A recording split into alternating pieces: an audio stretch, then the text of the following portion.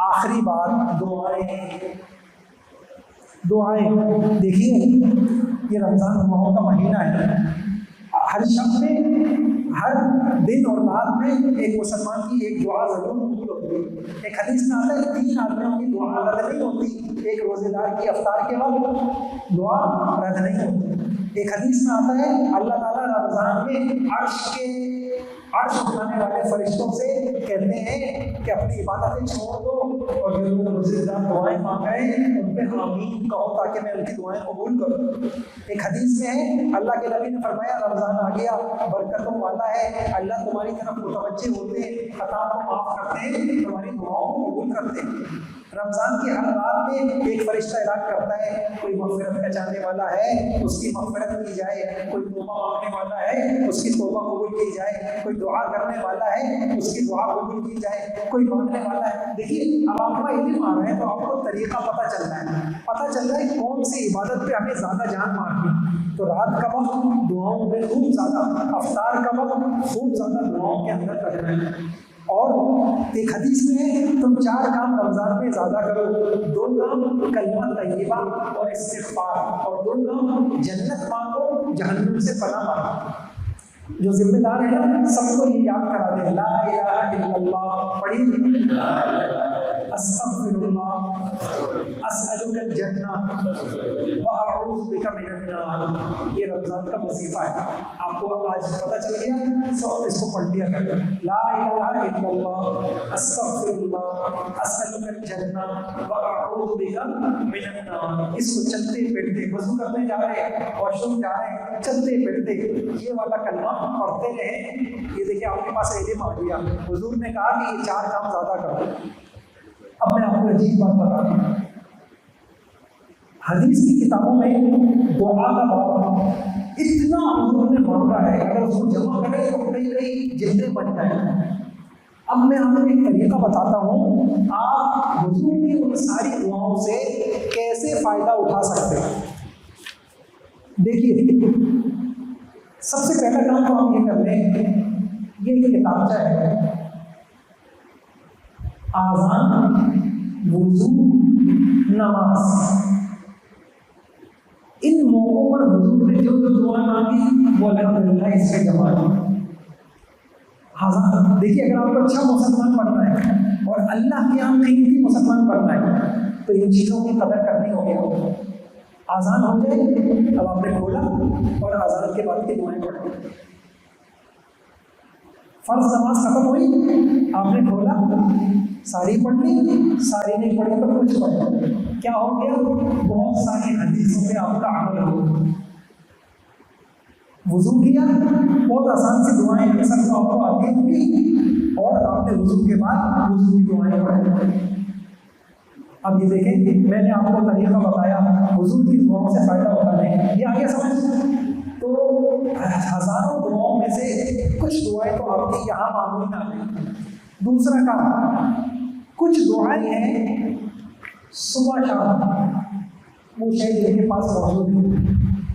حضور صلی اللہ علیہ وسلم صبح ہوتے ہی کچھ دعائیں مانگتے تھے اور جیسے مغرب کے بعد حضور کچھ دعائیں مانگتے تو وہ دعائیں آپ کو کتابچہ لے لیں اور آپ صبح کے بعد یہاں پہ بھی دیکھا ہوگا آپ نے بعض حضرات وہ پڑھ رہے ہوتے, عرب کے اندر پڑھ رہے ہوتے.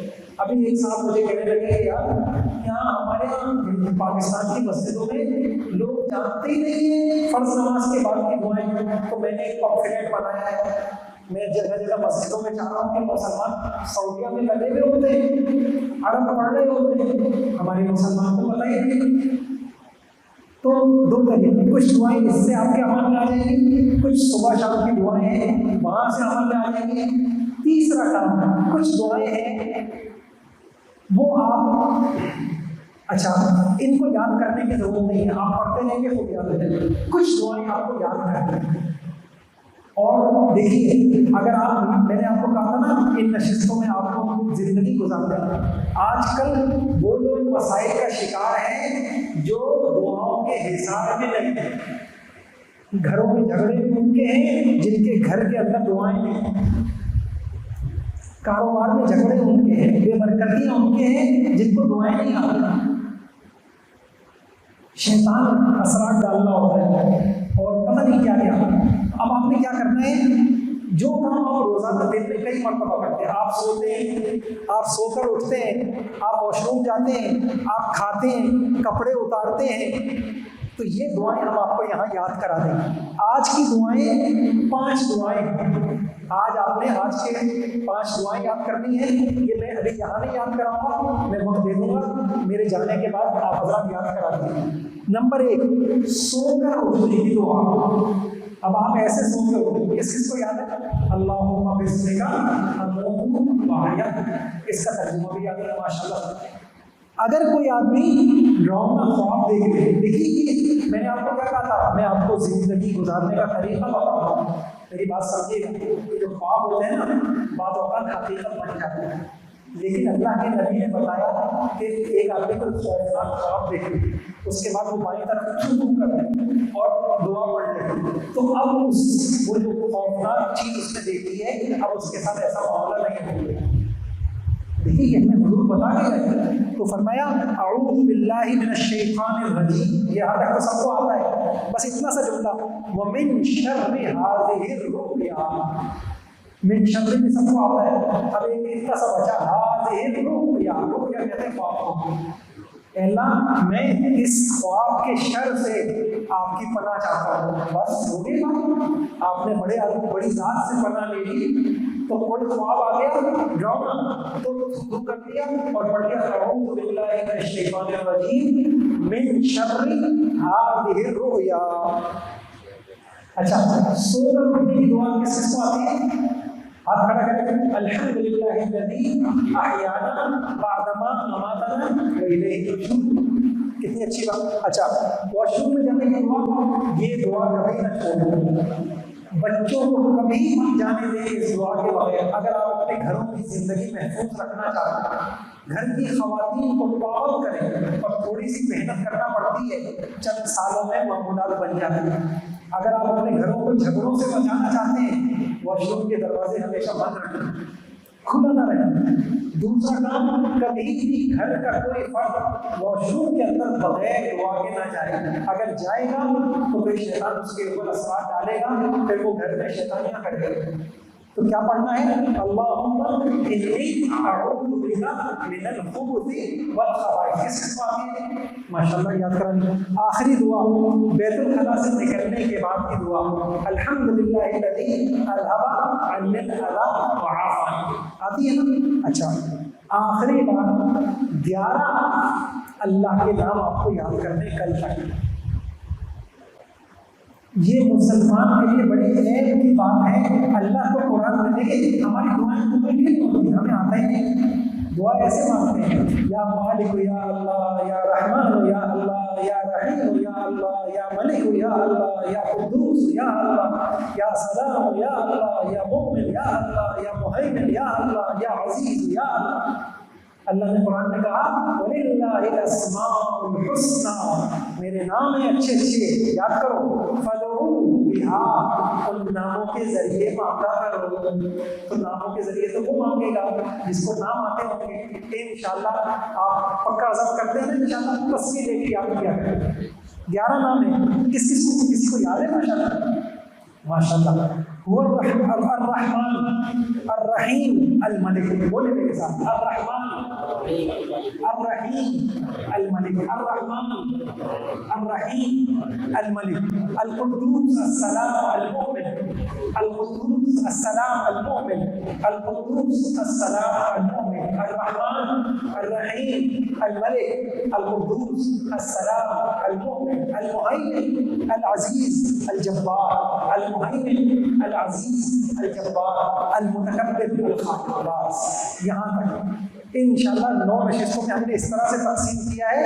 آپ آخری دن ہوگا اور آپ کو 99 نام جو آپ کو 15 سال میں، 20 سال میں، 25 سال ہو گئے، 30 سال ہو گئے، اور شاید اگلے 30 سال میں گزر جائے، آپ کو یاد نہ ہو اور ہم اس دنیا سے چلے جائیں۔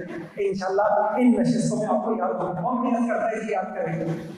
صحیح ہے۔ اور آسان طریقہ بتاؤں، آج جتنی دعائیں مانگے نا اس طرح ہوں گے، یا رحمان یا اللہ، یا رحیم یا اللہ، یا ملک یا اللہ، یا قدوس یا اللہ، یا سلام یا اللہ، یا مومن یا اللہ، یا مہیمن یا اللہ، یا عزیز یا اللہ، یا جبار یا اللہ، یا متکبر یا اللہ، یا خالق یا اللہ۔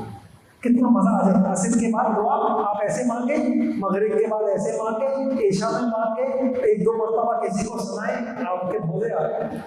یاد رکھیے ہزاروں لوگ بوڑھے آپ کو ملیں گے، ہزاروں لوگ ملیں گے جو اس خیر سے محروم ہیں۔ کر لیں گے انشاءاللہ، یاد چلیں گے۔ یہ بس اب آپ لوگ آج بہت زیادہ ہوا، کل سے یہ جماعتیں وغیرہ نہیں بنانی پڑے گی، تو انشاءاللہ کوشش کریں گے کہ جلدی ہو جائے۔ لیکن دیکھیے آپ کو زندگی کے لیے بہت ساری چیزیں کریں گے نا انشاءاللہ۔ اب آپ اپنا یاد کریں، کتابوں سے یاد کریں۔ جو ذمہ دار حضرات ہیں ان کی سب سے بڑی نیکی یہ ہوگی کہ کل جب یہ مجمع آئے، اس کو دعائیں پوری آتی ہوں، اس کو اسماء حسنہ پورے آتے ہوں، اور اس نے ایمان کے مسواکیں کی ہوں۔ جماعت کا اہتمام تو آپ کر رہے ہیں، ایمان کی دعائیں مانگ کے آئے ہوں، کریں گے انشاءاللہ۔ یہ ہے ایک مسلمان کی زندگی، کر لیں گے۔ اللہ پاک عمل کی توفیق عطا فرما دے، اللہ پاک عمل آسان فرما دے۔ تھوڑی سی مشقت تو آئی ہے، یہ مشقت تو ختم ہو گئی۔ اے اللہ علم ہمارا ہم کو علم نافع عطا فرما، اور یا اللہ جو باتیں ہم نے سیکھی، ایمان ہمیں ہم سب کو ایمان کامل نصیب فرما۔ یہ بڑے اللہ روزے کی حالت میں حضرات بیٹھے رہے، ان سب کو جزائے خیر عطا فرما، ان کو دارین کی عافیت نصیب فرما۔ یا اللہ یہ ہمیں نہیں، تیری بات سننے کے لیے آئے ہیں، ان کو اپنی محبت، ان کے دلوں کو اپنی محبت سے بھر دے، ایمان سے بھر دے، اس نے خاتمہ نصیب فرما دے، ان کو سعادت اور خوشی بھری زندگی نصیب فرما دے۔ آمین۔ صلی اللہ علیہ وسلم۔